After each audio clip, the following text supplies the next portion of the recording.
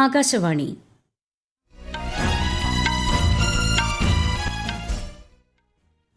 നമസ്കാരം. വാർത്തകൾ വായിക്കുന്നത് സോഫിയ ഡാനിയൽ.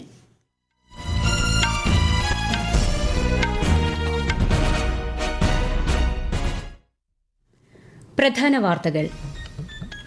രാജ്യത്തിന്റെ ഏറ്റവും ശക്തരായ ബ്രാൻഡ് അംബാസിഡർമാരാണ് പ്രവാസികളെന്ന് പ്രധാനമന്ത്രി നരേന്ദ്രമോദി. ന്യൂയോർക്കിൽ ഇന്ത്യൻ സമൂഹത്തെ പ്രധാനമന്ത്രി അഭിസംബോധന ചെയ്തു.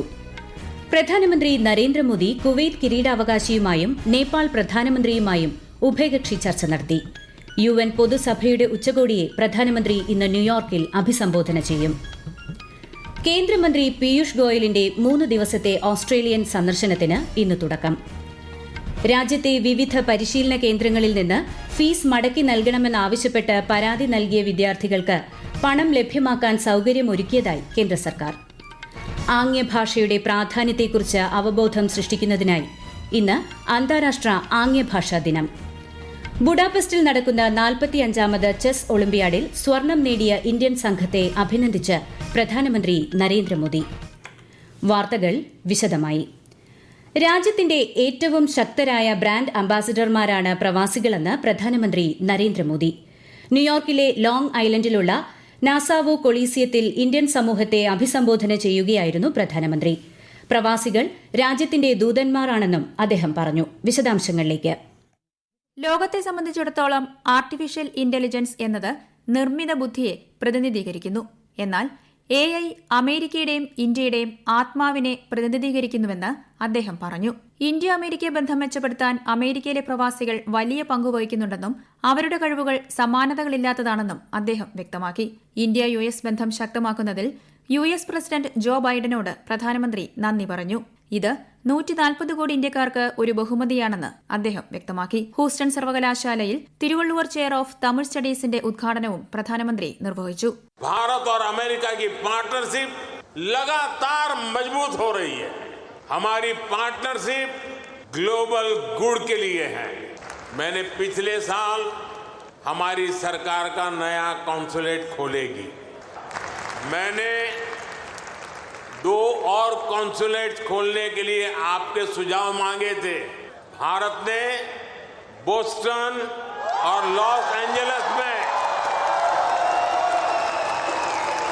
2 नए कॉन्सुलेट खोलने का निर्णय लिया है. പ്രധാനമന്ത്രി നരേന്ദ്രമോദി ന്യൂയോർക്കിൽ കുവൈറ്റ് കിരീടാവകാശി ഷെയ്ഖ് സബാഹ് അൽ ഖാലിദ് അൽ സബാഹുമായി ഉഭയകക്ഷി ചർച്ച നടത്തി.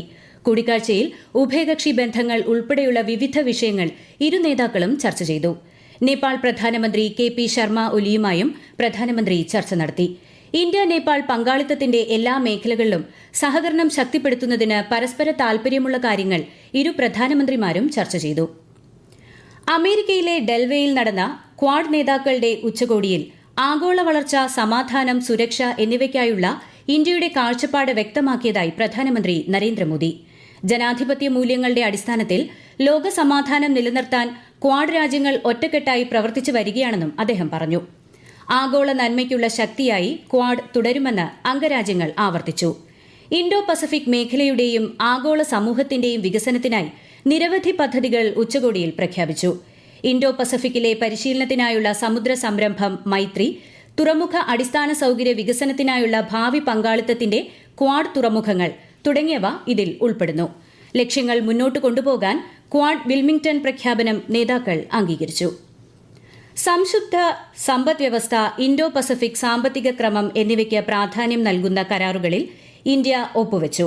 ക്വാഡ് ഉച്ചകോടിക്കായി അമേരിക്കയിലെത്തിയ പ്രധാനമന്ത്രി നരേന്ദ്രമോദി ഇൻഡോ പസഫിക് സാമ്പത്തിക ചട്ടക്കൂടിന് കീഴിലാണ് കരാർ ഒപ്പിട്ടത്. സാങ്കേതിക സഹകരണം, തൊഴിൽ ശാക്തീകരണം, ശേഷി വർദ്ധിപ്പിക്കൽ, ഗവേഷണ സഹകരണം എന്നിവയിലെ പ്രോത്സാഹനം ലക്ഷ്യമിട്ടുള്ളതാണ് കരാർ. കേന്ദ്രമന്ത്രി പീയൂഷ് ഗോയലിന്റെ 3 ദിവസത്തെ ഓസ്ട്രേലിയൻ സന്ദർശനത്തിന് ഇന്ന് തുടക്കം. 19ാമത് ഇന്ത്യ ഓസ്ട്രേലിയ സംയുക്ത മന്ത്രിതല കമ്മീഷൻ യോഗത്തിൽ അദ്ദേഹം പങ്കെടുക്കും. ബുധനാഴ്ച നടക്കുന്ന യോഗത്തിൽ ഓസ്ട്രേലിയൻ വ്യാപാര വിനോദസഞ്ചാര മന്ത്രിയോടൊപ്പം ശ്രീ പീയൂഷ് ഗോയൽ സഹ അധ്യക്ഷത വഹിക്കും. നാളെ നടക്കുന്ന ഇൻഡോ പസഫിക് സാമ്പത്തിക ചട്ടക്കൂട് സംബന്ധിച്ച യോഗത്തിൽ അദ്ദേഹം വെർച്വലായി പങ്കെടുക്കും. ഓസ്ട്രേലിയൻ, ഇന്ത്യൻ കമ്പനികളുടെ സിഇഒമാരുമായും കേന്ദ്രമന്ത്രി കൂടിക്കാഴ്ച നടത്തും. രാജ്യത്തെ വിവിധ പരിശീലന കേന്ദ്രങ്ങളിൽ സിവിൽ സർവീസസ്, IIT, മറ്റ് മത്സര പരീക്ഷകൾ എന്നിവയ്ക്ക് ചേർന്ന വിദ്യാർത്ഥികൾക്ക് 1 കോടിയിലധികം രൂപ റീഫണ്ട് ചെയ്യാൻ സൌകര്യമൊരുക്കിയതായി കേന്ദ്ര സർക്കാർ. ഫീസ് മടക്കി നൽകുന്നതുമായി ബന്ധപ്പെട്ട് ദേശീയ ഉപഭോക്തൃ ഹെൽപ്പ് ലൈനിൽ വിദ്യാർത്ഥികൾ പരാതികൾ രജിസ്റ്റർ ചെയ്തിരുന്നു. പരിശീലന കേന്ദ്രങ്ങളിൽ നിന്നും സ്വകാര്യ സ്ഥാപനങ്ങളിൽ നിന്നും 656 വിദ്യാർത്ഥികൾ റീഫണ്ട് ക്ലെയിം ചെയ്തതായി ഉപഭോക്തൃകാര്യ വകുപ്പ് അറിയിച്ചു. ഇന്ത്യൻ നാവികസേനയുടെ 5ാമത് ഗോവ മാരിടൈം സിംബോസിയത്തിന് ഇന്ന് ഗോവ നേവൽ വാർ കോളേജിൽ തുടക്കമാകും. ഇന്ത്യൻ മഹാസമുദ്ര മേഖലയിലെ രാജ്യങ്ങളുമായുള്ള സഹകരണം വർദ്ധിപ്പിക്കുന്നതിനുള്ള വേദിയാണ് സിംബോസിയം. ഇന്ത്യൻ മഹാസമുദ്ര മേഖലയിലെ പൊതുവായ സമുദ്ര സുരക്ഷാ വെല്ലുവിളികളും അവ നേരിടാനുള്ള കൂട്ടായ പരിശ്രമങ്ങളും എന്നതാണ് ഇത്തവണത്തെ പ്രമേയം. 2 ദിവസത്തെ സിംബോസിയത്തിൽ 12 രാജ്യങ്ങളിലെ പ്രതിനിധികൾ പങ്കെടുക്കും. കെനിയ, ടാൻസാനിയ എന്നീ രാജ്യങ്ങളിലെ നിരീക്ഷകരും സംബന്ധിക്കും. ഈ വാർത്തകൾ ആകാശവാണിയിൽ നിന്ന്. ആകാശവാണി വാർത്തകളും വാർത്താധിഷ്ഠിത പരിപാടികളും all India radio news Thiruvananthapuram എന്ന യൂട്യൂബ് ചാനലിൽ ലഭ്യമാണ്. കൂടുതൽ വാർത്തകൾക്കായി @all India radio news Thiruvananthapuram എന്ന ഫേസ്ബുക്ക് പേജും @AER_News_TVM എന്ന എക്സ് ഹാൻഡിലും സന്ദർശിക്കാം. എല്ലാവർക്കും ആരോഗ്യം ഉറപ്പാക്കുന്നതിന്റെ ഭാഗമായി ആരംഭിച്ച പ്രധാൻമന്ത്രി ജൻ ആരോഗ്യ യോജന ലോകത്തെ ഏറ്റവും വലിയ ആരോഗ്യ സുരക്ഷാ പദ്ധതിയാണെന്ന് കേന്ദ്ര ആരോഗ്യമന്ത്രി JP നഡ്ഡ. സ്ത്രീകളുടെ സെർവിക്കൽ ക്യാൻസർ നേരത്തെ കണ്ടെത്താനും ചികിത്സ ഉറപ്പാക്കാനുമുള്ള ദേശവ്യാപക നിരീക്ഷണ പരിപാടി സർക്കാർ നടപ്പാക്കി വരികയാണെന്നും ശ്രീ JP നഡ്ഡ സമൂഹമാധ്യമ പോസ്റ്റിൽ കുറിച്ചു. ഇന്ന് അന്താരാഷ്ട്ര ആംഗ്യഭാഷാ ദിനം. ആംഗ്യഭാഷയുടെ പ്രാധാന്യത്തെക്കുറിച്ച് അവബോധം സൃഷ്ടിക്കുന്നതിനായാണ് എല്ലാ വർഷവും സെപ്റ്റംബർ 23-ന് ദിനാചരണം സംഘടിപ്പിക്കുന്നത്. കേന്ദ്ര സർക്കാരിന് കീഴിലുള്ള ഇന്ത്യൻ ആംഗ്യഭാഷാ ഗവേഷണ പരിശീലന കേന്ദ്രം ഇന്ന് ന്യൂഡൽഹിയിൽ സംഘടിപ്പിക്കുന്ന പരിപാടിയിൽ കേന്ദ്രമന്ത്രി വീരേന്ദ്രകുമാർ അധ്യക്ഷത വഹിക്കും. ബുഡാപെസ്റ്റിൽ നടക്കുന്ന 45ാമത് ചെസ് ഒളിമ്പ്യാഡിൽ സ്വർണം നേടിയ ഇന്ത്യൻ സംഘത്തെ പ്രധാനമന്ത്രി നരേന്ദ്രമോദി അഭിനന്ദിച്ചു. ശ്രദ്ധേയമായ നേട്ടം രാജ്യത്തിന്റെ കായിക പാതയിൽ ഒരു പുതിയ അധ്യായം അടയാളപ്പെടുത്തുന്നുവെന്ന് പ്രധാനമന്ത്രി സാമൂഹ്യ മാധ്യമത്തിൽ കുറിച്ചു. ഇതാദ്യമായാണ് ചെസ് ഒളിമ്പ്യാഡിൽ ഇന്ത്യ കിരീട നേട്ടത്തിലെത്തുന്നത്. പുരുഷ, വനിതാ വിഭാഗങ്ങളിലാണ് കിരീടം. ശ്രീലങ്കൻ പ്രസിഡന്റ് തിരഞ്ഞെടുപ്പിൽ നാഷണൽ പീപ്പിൾസ് പവർ സ്ഥാനാർത്ഥി അനുര കുമാര ദിസനായികയ്ക്ക് ജയം. 2 വട്ടമായി നടന്ന വോട്ടെണ്ണലിനൊടുവിലാണ് അദ്ദേഹത്തെ വിജയിയായി പ്രഖ്യാപിച്ചത്. ആദ്യ റൌണ്ട് വോട്ടെണ്ണലിൽ ആർക്കും 50% വോട്ട് ലഭിക്കാത്തതിനാലാണ് 2ാം റൌണ്ടിലേക്ക് വോട്ടെണ്ണൽ നീണ്ടത്. നിലവിലെ പ്രസിഡന്റ് റെനിൽ വിക്രമസിംഗെ പരാജയപ്പെട്ടതായി തെരഞ്ഞെടുപ്പ് കമ്മീഷൻ അറിയിച്ചു.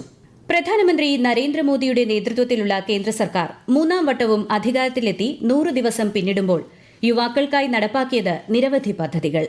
75,000 പുതിയ മെഡിക്കൽ സീറ്റുകൾ, നാളന്ദ സർവകലാശാല ക്യാമ്പസിന്റെ ഉദ്ഘാടനം, എംപ്ലോയ്മെന്റ് ലിങ്ക്ഡ് ഇൻസെന്റീവ് എന്നിവയാണ് പദ്ധതികളിൽ ചിലത്. യുവാക്കളെ മയക്കുമരുന്ന് ഭീഷണിയിൽ നിന്ന് സംരക്ഷിക്കുന്നതിനുള്ള വിവിധ പദ്ധതികൾക്കും കേന്ദ്ര സർക്കാർ രൂപം നൽകി.